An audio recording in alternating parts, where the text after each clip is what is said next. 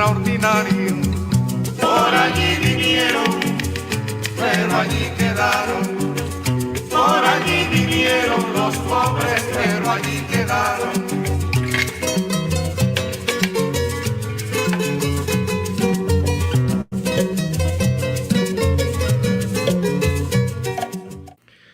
Olá, sejam bem-vindos e bem-vindas a mais este evento do 6º Salão do Livro Político, que ocorre de 24 de setembro a 3 de outubro de 2021.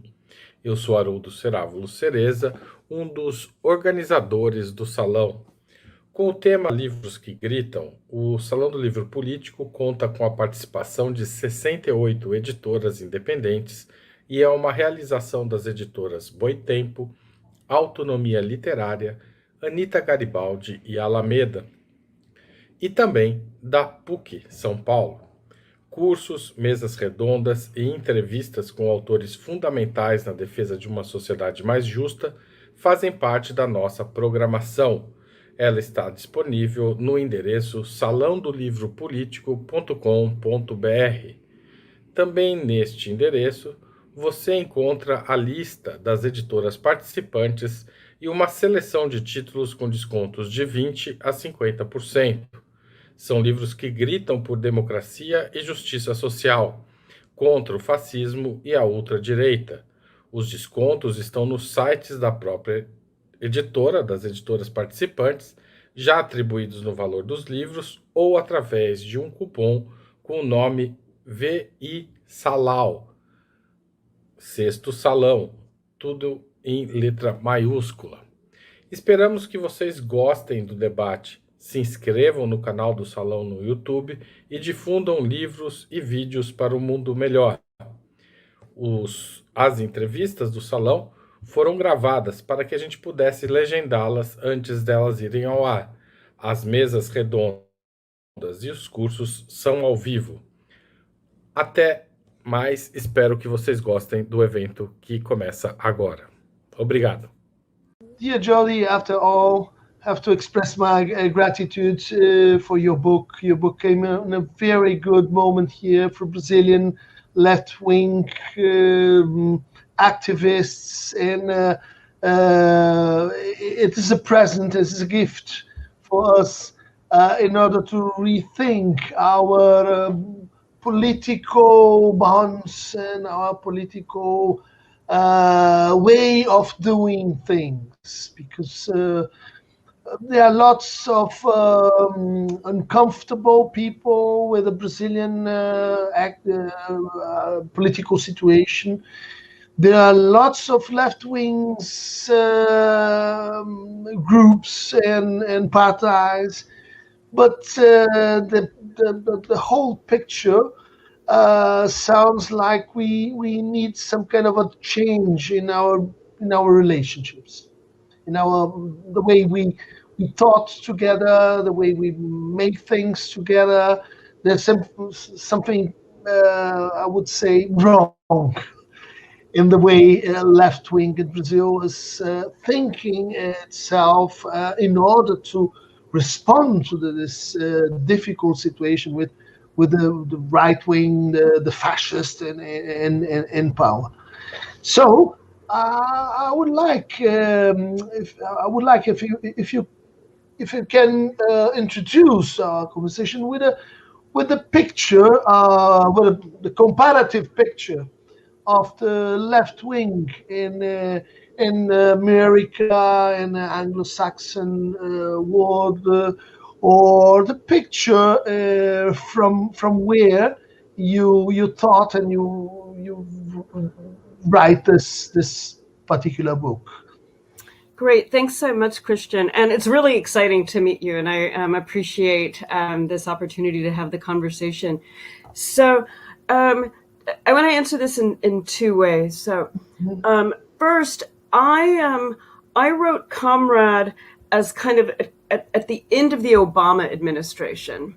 Mm-hmm. And yet it comes out right when, right around the time, right when Trump was elected, I think right when Trump was elected. So both of these things are kind of tangled together.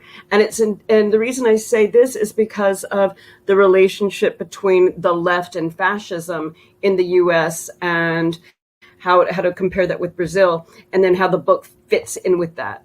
So one of the things that I think became very clear in the US after Trump was elected was that the left was even blurrier than before. And blurry insofar as a whole bunch of liberals were now in the left. In the left, yes. And in the mainstream, which is completely right wing, presents liberals as the left. So so in the mainstream discussion in the US, the Democratic Party has presented the left, which means that the left, the socialist left, the anarchist left, the communist left gets lumped in with this. And in right-wing rhetoric, which was which was pronounced under Obama, like Obama was called a communist. And even though, obviously, he's like Mr. Goldman Sachs guy, right? Like there was nothing communist about him, but it's part of the way that race is read as radical in the U.S. So Obama is dissed as a communist and dissed as a socialist, which also then adds to this general sense of everybody who's not a fascist is somehow a communist. Now, on the one hand, right, that can be very good for us on the left, right? It means that our names name the emancipatory horizon. They name what the struggle is ultimately about. That's good. However, within the left, we're all aware of all of our differences and divergences, and many of us hate each other for them. And this is now the problem. Like, how do we understand ourselves, cultivate ourselves, make ourselves into comrades who are those on the same side of the political struggle, rather than those who are always attacking one another for not being the best that we should be, and for not being, ideologically proper, and so on and so forth. Yes, even the signifier communist is back. That's good. Yes, absolutely, that's good, right? I mean, to my mind, what it signifies is something very powerful, because so it's like, what is it now, 20 years since the collapse of the Soviet Union, and the right wing in Brazil, in the United States, and other places is going after communists. So they're still worried about it. And that's good for us. It's like we have to make them more worried about it. We have to be the thing that they're worried about. Yes. And we have this analogy because Lula is also called by the right wing in Brazil as a communist, and the history is completely retaken by the right wing. They say, for example, that the Nazi Party was left wing because it has the name the word socialist in it. Socialist. Yeah. So I don't know if in America you have this facility to revert history in a kind of a fairy tale, and in a rhetoric that really produce anger and fear, as we have here in Brazil. I remember I was in New York when Trump was elected in Chinatown, in a bar, and people in a left-wing bar, and people they couldn't believe Trump happened. And one day after that, I've seen feminist demonstrations in the streets. So we felt left-wing is going to respond immediately. There's nothing in common in Brazil. Months after Bolsonaro was elected, the streets was empty, people with fear and rage, but no demonstrations. That sounds like, and here goes my question,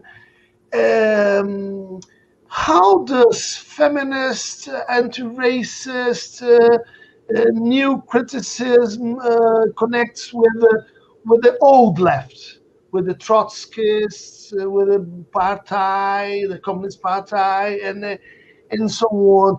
Can you give us a picture of the relation between, I would say, old left and new left? So sure, this will be a very general Yeah. sketch here, and so we can say as a general description that in the late 1960s, early 1970s, the student movement and the women's movement, and starting a little earlier, the civil rights movement, and the at the time the language would have been gay liberation movement, that these became signs of a great deal of popular energy, and of course the anti-war movement. And in that setting, particularly now if we go sort of more specific into the U.S., so the president is Richard Nixon at that time. And Nixon had the strategy of really trying to appeal more to workers, unions, and the working class, a silent majority, and white men. And to talk to these constituencies and these people to make them feel that the Republican Party represented them, and that all of these students, that the students were sort of privileged and wasting everybody's time, that they didn't know how good it was, that the feminists were out to, bust their balls, bust their men's balls, to take men's power away, and that they were falsely accusing them, that black people were a dangerous and criminal force, that people should be afraid of them, right? I mean, there were riots, and there were justifiable riots, but the Nixon administration was successfully able to demonize groups that were actually working on how to build alliances among each other. So there's this part going on. Now, at that time in the United States, I mean, I think it's fair to say that organized socialists were very weak, that they were pretty divided. Yes, there was a communist party. I mean, there still is a communist party, but the Communist Party, it does not have play a major role in the United States right now. The unions are decreasing since. Unions have totally. Private sector unions are really small. I mean, I don't remember what the percentage is. Like between 9 and 11% of private sector workers. More public sector workers are unionized than private sector workers. Mm-hmm. So at any rate, so you have this on the one hand, this flourishing of social movements. They are not within, for the most part, they're not within the form of socialist or communist parties. The socialist and communist parties at that time are pretty fragmented. And then the Democratic Party, there's various struggles, around trying to get the Democratic Party to, like, I'm thinking of Jesse Jackson's Rainbow Coalition. There were also efforts to build a stronger third party. I mean, these efforts reappear historically at different times. But those were generally not successful. We don't have a parliamentary system in this it's like a winner take all system. So we just have two parties generally that compete. So against this background, then, what we have is a sense of movements that are struggling for their own goals.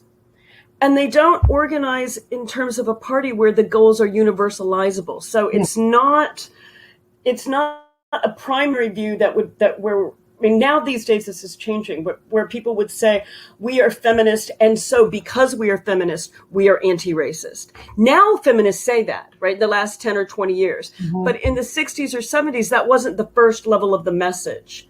Right. And it wasn't the case that, because we are fighting for, we are fighting against racism, we are fighting against homophobia. That was not the way the claim worked. They weren't said they were said in terms of, now that the language is usually identity politics rather than a universalizing politics. Yeah. I would say that now, though, and I think it's been the last 10 years, and I would give credit to the Occupy Wall Street movement, Black Lives Matter, those coming together, the way that the environmental movement has really accepted leadership from Native Americans and indigenous people, the way that environmental movement has become completely concerned with racial justice, that we are now having much more of a convergence of these movements in the last 10 years. Over the last 10 years. And that, I mean, but is there still division? Are there still people who will criticize the movement, who will criticize these developments as if this were 20 years ago? Yes. And so it's not necessarily totally solid. You know, people, particularly when people go in their individualist social media modes, then things break down. And so holding them together is like the crucial task, I think, so that they appear as one front in one struggle, like all on the same side against the capitalist enemy. Yeah. There's a kind of a tension between particularism and identity politics as far as we can unificate this concept, and universalism. The old still have this confidence on universalism. I guess what I want to say is that there's a new left or a new old left, or that there's a return, that there's more conviction now over the last 10 years in the importance of a universalist position than there was.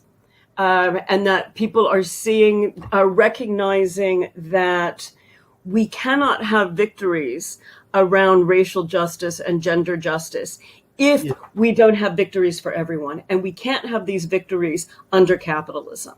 Now, I'll just be really frank. It might be that this is my view and the view of my party and the people that I read, but I actually feel like I'm seeing it more broadly elsewhere too. But it's what has to be cultivated and energized. Yeah, it was pretty uncomfortable because I agree with, I sympathize with your position. But it goes with the diagnosis from Nancy Fraser, but also it goes with the diagnostic from Mark Lilla, for example, that we are not going to win no elections. Otherwise, we can make some kind of arrangement or a political alliance or things like that. And coming from the right wing. And I think your book is kind of a alternative to this massive diagnostics that we must be together to do something new, because you particularized the way we can be together in order to change things. It's not about, as far as I understand, comrade. It's about. It's not about other alliances. It's not about building instrumental alliances, but how we stay together. So a couple of things. So first, I would say it's not about instrumental alliances, but it is about coming together to be an instrument. It's about putting aside one's individual preferences, one's individually oriented politics, in order to be the apparatus we need, not to win elections, you're right, but to essentially overthrow the state and win. It's actually, it's the only way, it's the only way to build a revolutionary party.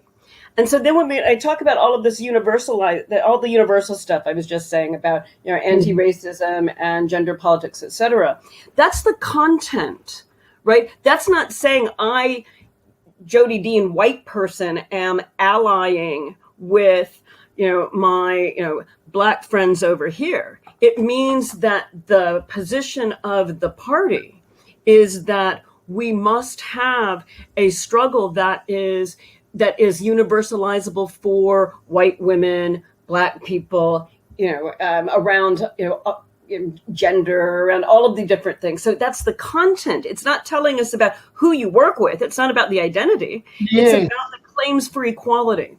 yes, So the instrumentalization is the self. Oh, wait, is that your cat? yes. Let's Sorry. see if mine come in. No, it's great. Uh-huh. It's the self instrumentalization, the coming together, be out of the conviction that we will only win if we are together. And so then there's going to be some people aren't going to want to come together. They're going to be like, no, I don't trust you. Your politics is too old left. And then it would be, okay, sometimes we ally. Because this signifies alliance. This is crucial for Brazilian renewed in politics, because the main diagnosis from the left against Lulopetism, the left wing we have in power here in Brazil for 12 years ago,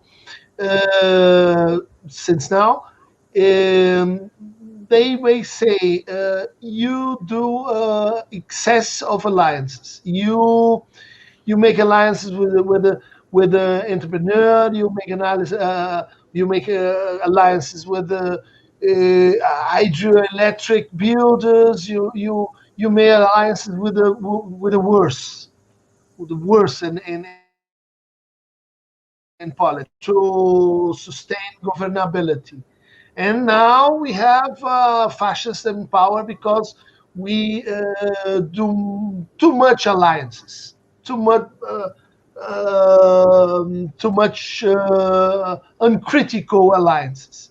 Wait, I want to ask a question right there. So is the argument that the fascists are in power because, let's say, people in the country rejected the opportunism of the alliances, or is the argument that the alliances strengthened the enemies because it gave them access to things they wouldn't have access to? So what's the problem? I mean, where's the knife?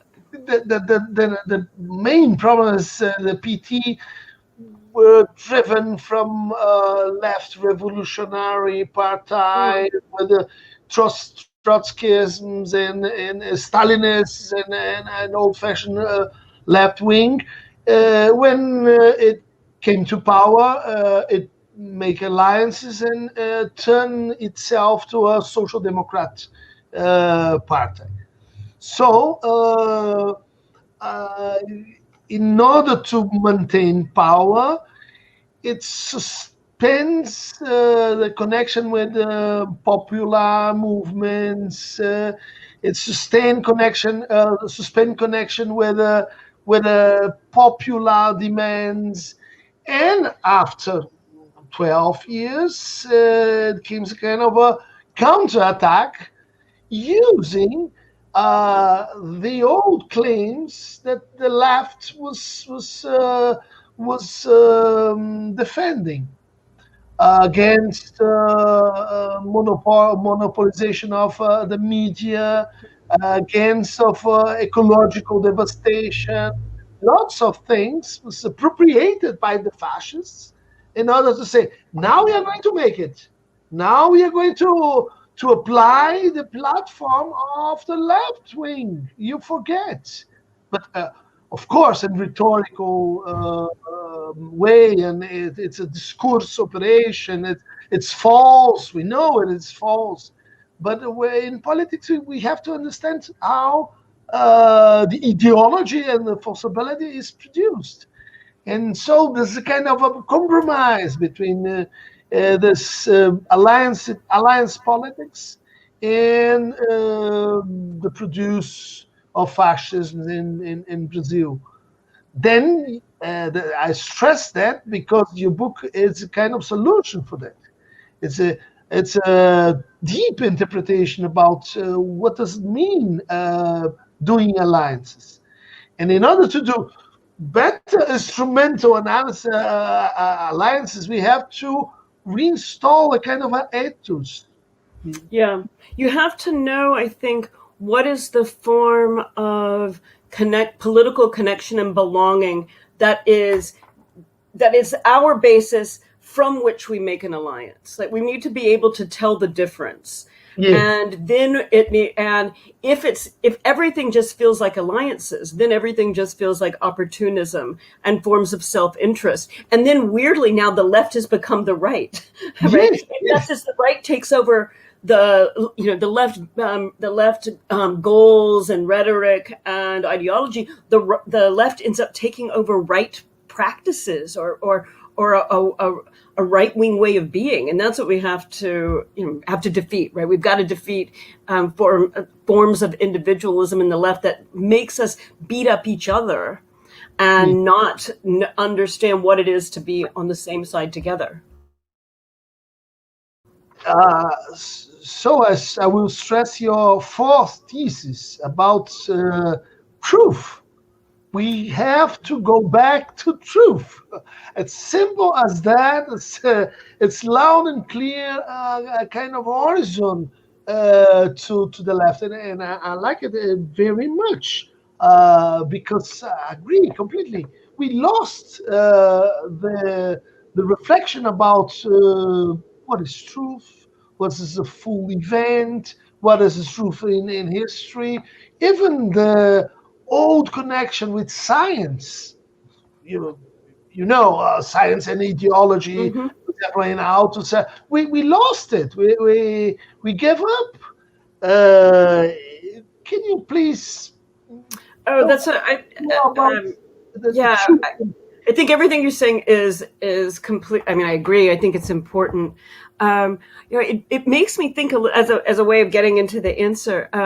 Back in 1998, I published a book called Aliens in America, and it was about UFOs and alien abduction and the way that competing notions of reality make something like democracy impossible.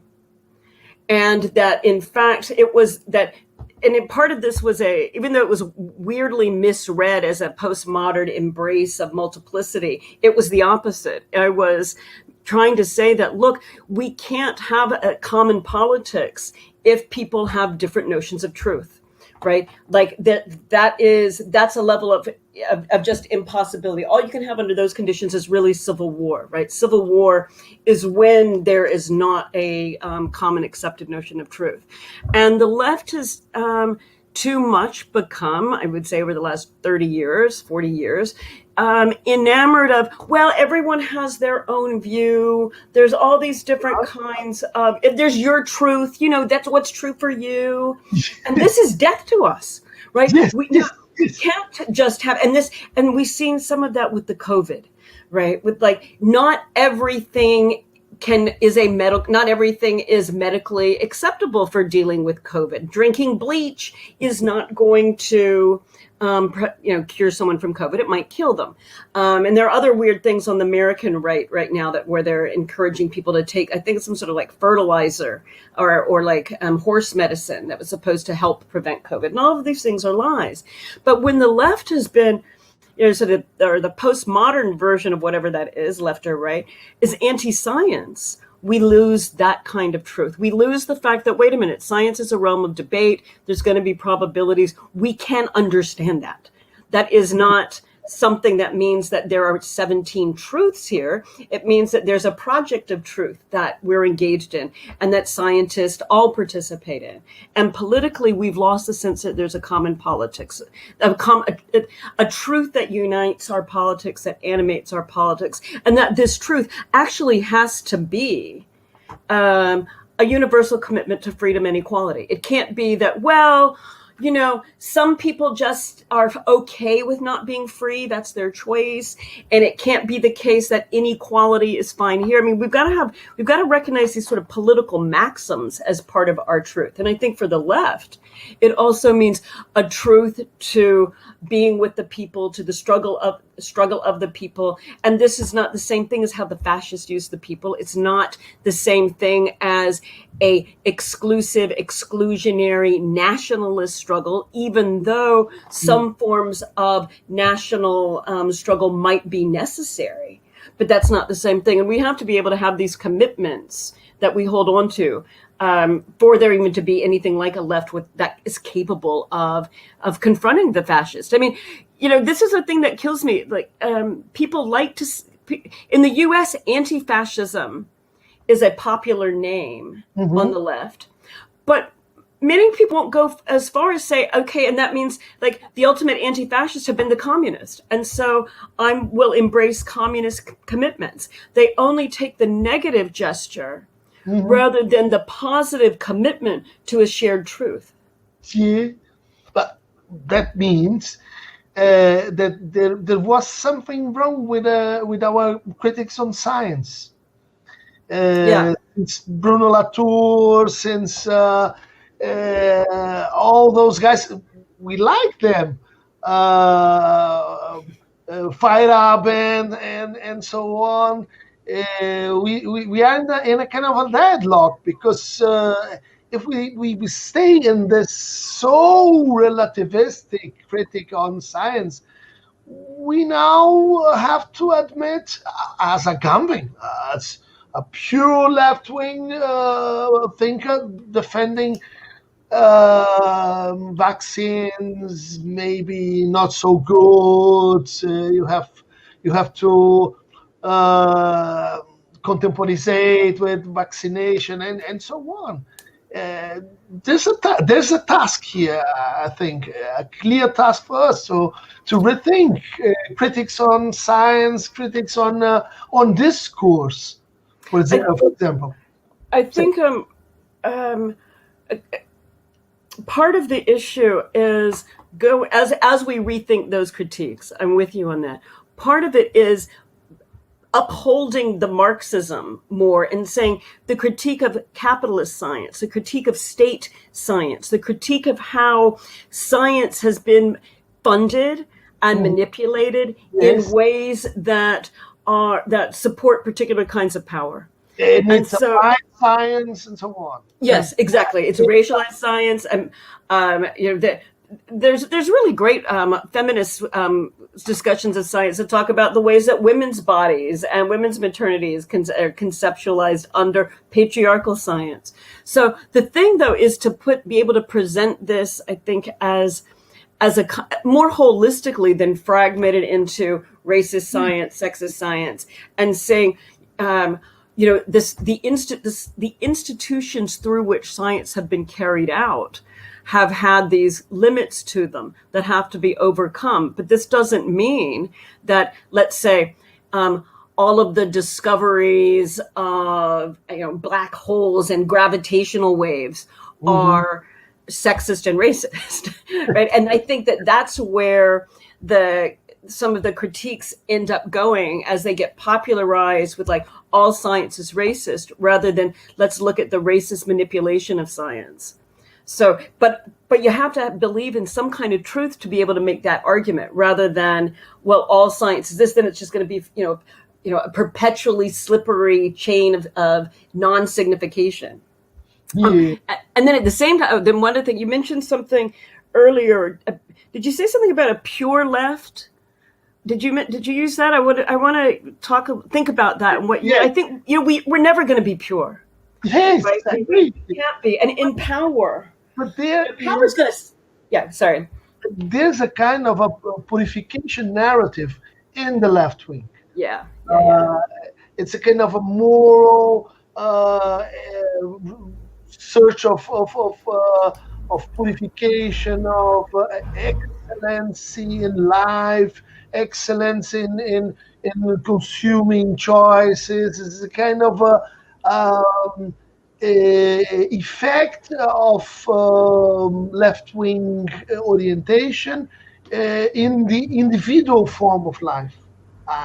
I want to hear something from you about this narrative of being a proper revolutionary, the unique fellow or women as a kind of moral hierarchy. Yeah, that's great. I think you're absolutely right. It's moralistic. it's part of the shift away from thinking politically to thinking in moral terms, and to making moral judgments rather than political judgments, to restrict, essentially. I mean, I guess I want to say that the left, we could say since 1991, so I want to use that as a mark at the end of the Soviet Union, but you could go earlier. I'm not worried about the periodization exactly. But the left has replaced politics with moralism. I mean, we could even use Carl Schmitt and say we have ethics and economics, right? A kind of moralism plus this sort of very intense kinds of economic reasoning. Well, all of my moral choices will be manifest in my economic choices. I'm a good person, so I buy fair trade, or I'm a good person, so I won't buy foie gras or caviar or anything that tortures animals, something like that. So it's this moralism is a symptom of the loss of a political space, a set of political tactics, a way of thinking politically. And then this means critiques of leaders tend to be, they made bad tactical choices, so they're not on my side. Now, it can be the case that an accumulation of bad tactical choices lead to that, right? But it's not always the case that bad tactical choices under awful constraints condition means that the person's not our comrade, or that they are malevolent or immoral. It can be the reality of a political situation. And then you reassess and like, doggone, that sucked. We should have done something else. But thinking moralistically then personalizes it. It individualizes it. It says it's a matter of your ethical character, rather than a matter of what are our goals, what are the objective constellation of forces on the ground, how can we reach them, and what does it mean to try? And it's that tactical thinking that too much of this identity-based politics has erased, and it's erased and let it then be replaced by moralism. I want to say one last thing. You talk about this excellence in life stuff. I think I have two responses to that. On the one hand, it seems like it's just kind of like part of influencer social media culture. Like, I can live like the richest people. I can be the most excellent. And then this also sounds like Aristotle, right? Like how, what is the excellence of this person? What is the excellence of the citizen? What is the excellence of, the good man? And so then you really see the deep set conservatism of it, right? It's an aristocratic view. So it's not just individualistic, right? Because you could have it's an aristocratic conservatism that's so deeply, part of this excellence. Yes. Because I was discussing your book with friends, and one of them who did not read your book actually. No, this is moralization. We don't must talk about. Must give up psychological things like being comrade. And I said, no, you're crazy. You're crazy, because the book is a criticism on a moral orientation and politics. It's in favor of getting back conflict inside us in the sense of inside the individual, and sharing conflicts with the guys or women we work with. So it's about bringing conflict into our relationships or into our bonds in order to make politics. Not destroying bonds, but making them strong by reinforcing the conflict. Because I think the psychological norm is, if we are going to talk about relations, we are going to talk about identification and love and everyone together in the same whole speak.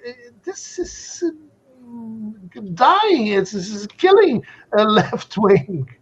Yeah, this is why I try in the book to make these distinctions between comrades and friends, right? So friends are, they're usually we have a limited number of friends. We can appeal again to Aristotle or Derrida here as they talk about why we have a limited number of friends. We look out for the excellence of our friends, and every personal aspect of one another matters in friendship. We have to maybe spend time dealing with all sorts of feelings. Like, that's a friendship relation, and our friends should be able to expect that from us. And then comrade, but comrade's not that. Comrade is not about, your special specificity. It's not about how are you feeling right now. It's about getting the work done. And so you might, if we have to talk about your feelings to get the work done, okay. But if you can, just repress this and talk to somebody else about it, even better. But yes. What matters is our task. And so comrade's also not the same as our relatives. It's not a kinship relation. I mean, if anybody's ever, sat at a big family gathering and everybody's yelling at each other, your uncle has terrible politics and, the young ones have wild politics.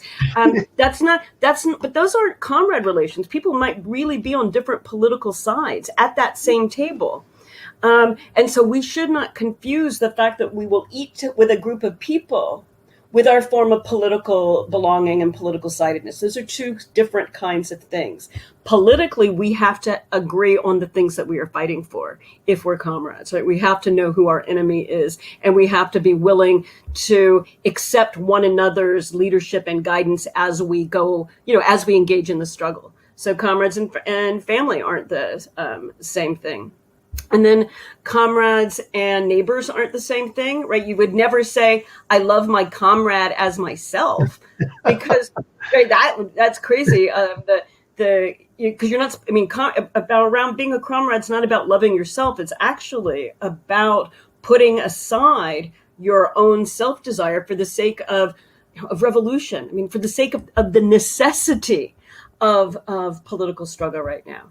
And then comrades aren't the same as citizens, right? Citizens is an abstract relation mediated by the state, and comradeship can cut through, so we can have forms of international comradeship and international solidarity, which makes many governments quite nervous about comrades. I want to add one more thing. I was thinking about this with your friend in the argument in the dinner table. Or maybe coffee. I don't remember what you all were ingesting. Doesn't matter. This? I think maybe the suspected moralism that they might have thought that they heard could be because of the discipline that comradeship requires. And on the left, we have lost the orientation towards political discipline.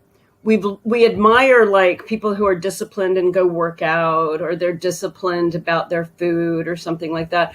But many on the left tend to be very skeptical about something like party discipline. They seem to think that means you're erasing your mind and you're that you're just that someone else is ordering you around rather than that you're agreeing with a group to become strong by following a common project or pursuing a common line. So I think that thinking politically about discipline should replace this moralism that's thinking morally about sort of individuals' ethical choices on the left, that will be stronger if we start thinking about forms of collective discipline.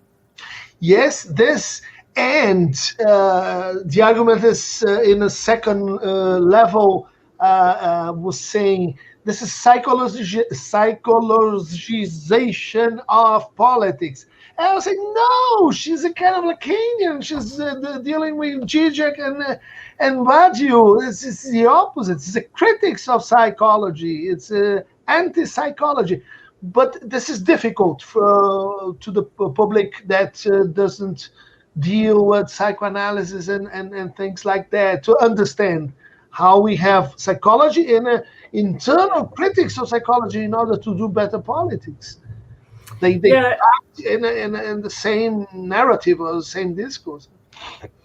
And that's why it's absolutely crucial that we as Lacanians also keep the Lacanian flag waving, so that this bringing of psychoanalytic insight isn't reduced to psychologism.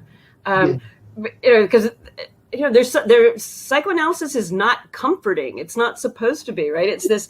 I mean, I think of it as this kind of really necessary kind of alienation, this really necessary kind of gap, right? This necessary, necessary kind of abstraction that is actually liberating. That when we can be free from just being absorbed in the identities given to us by capitalism and the state and the people around us. We can be free from all these expectations by saying, I'm not identical to this, right? By saying that there is a gap, by recognizing that, that there's a gap in both of us, and that these gaps are actually these spaces where a lot of stuff happens, and that can be, spaces of politics, of freedom, of struggle.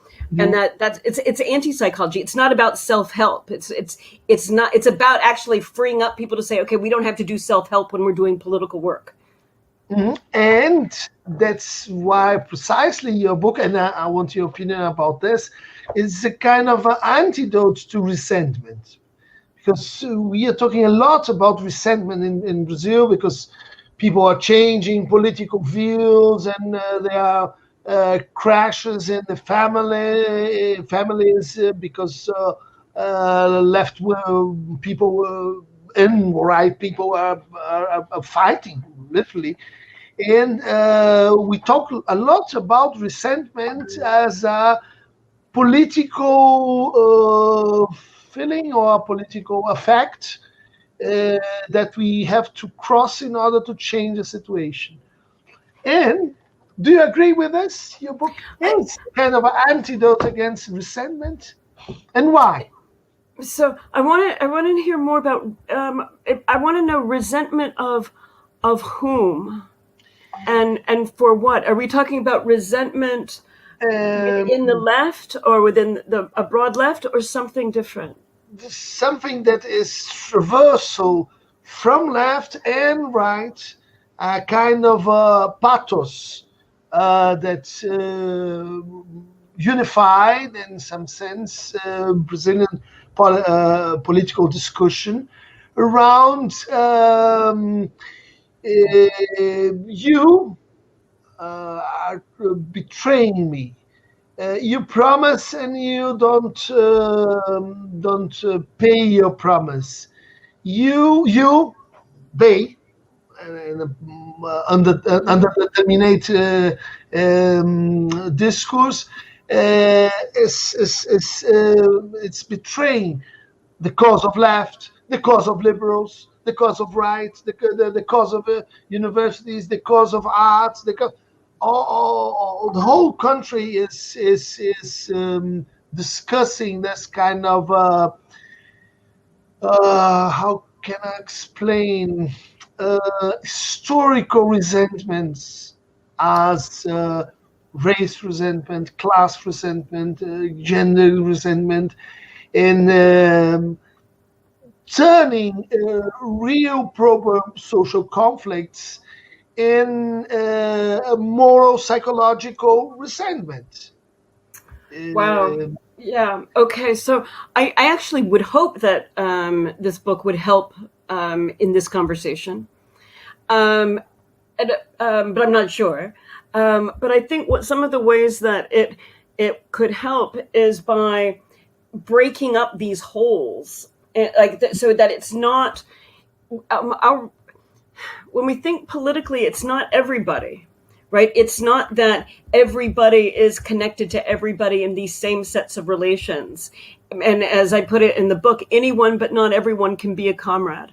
So some betrayals might so that gives us at least a way of start making some categorizations to say these boxes, I'm not in. these boxes I am in. So like if we don't have to worry. Like I don't worry about I don't know, people who thought that Trump was going to help them have more money or something like that, and they were rich people already, and then he betrayed them, something like that. Like that doesn't matter. I'm not trying to trivialize. I'm just trying to find a example. So, but the idea would be is that if we want to address things politically, we shouldn't think as a whole, like everybody. We shouldn't think of all citizens, because there's a struggle in society about the kind of society we want.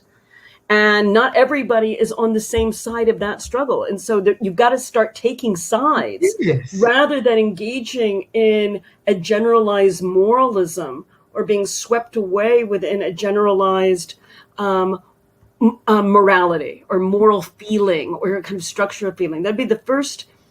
But does that fit, do you think? Yes, it's precisely that. Taking sides means confronting interests, confronting utopias, confronting ways of producing future. But doesn't mean you must be my enemy, because resentment turns the other side into an enemy. But sometimes there are enemies. I mean, I think sometimes there are enemies, right? Like not all.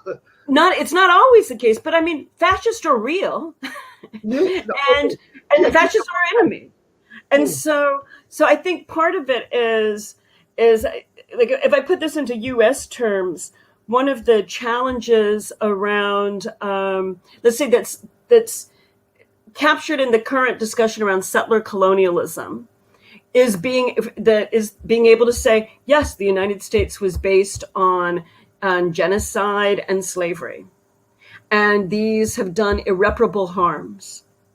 And part of the struggle for a just world, as part of the struggle for communism, is acknowledging those harms, recognizing that in some way they may never be redressed, but that we must always try to redress them, rather than repress them or say that because of them, we cannot ever be on the same political side.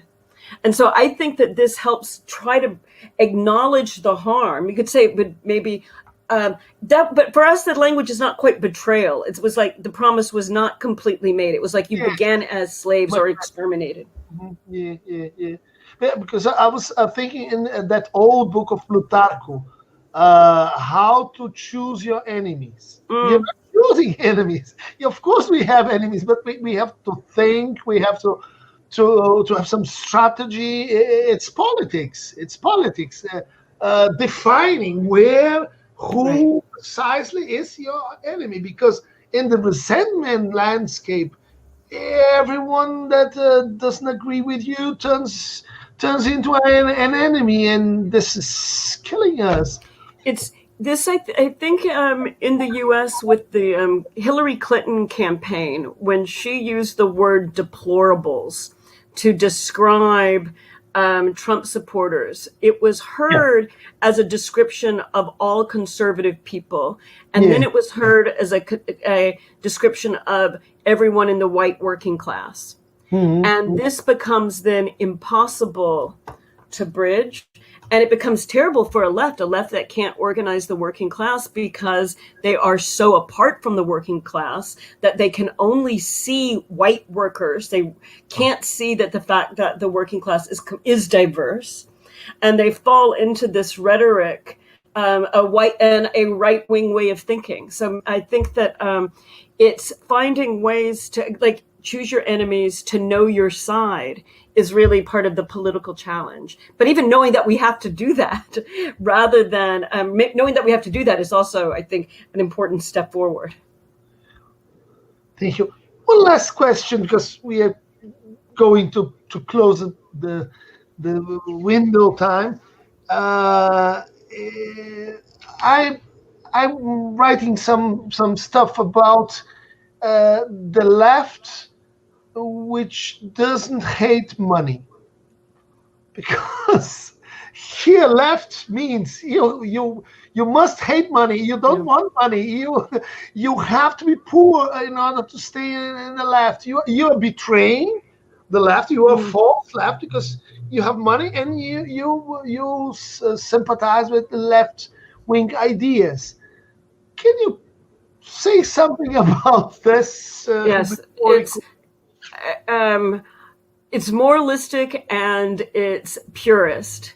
And it's, I mean, from my perspective, it's anti-Marxist, right? The class struggle was not about making everybody poor. Class struggle is about being able to be paid for your work, owning your own work, being able to control and help steer your work democratically with other people, right? It's not about a race to who can show the most sacrificial version of themselves. Yeah. And what's really bad is to say this under conditions where everybody's living under capitalism. Like, what? So you're supposed to starve? You're supposed to not have an apartment? You're supposed to not be able to, support the people in your household? Come on, right? That kind of, I think it's an excuse. I think it's a displacement of the person's own political failure, right? They feel like a political failure, and rather than confronting it, they displace it onto someone else that they're trying to guilt into being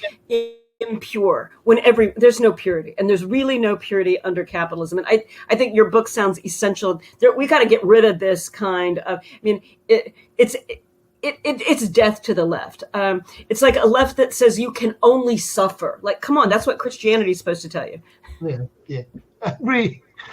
Thank you, Jody. Oh, this was really fun. Thank you so much for your blurb for the book and for the conversation. I've really enjoyed it. I really enjoy.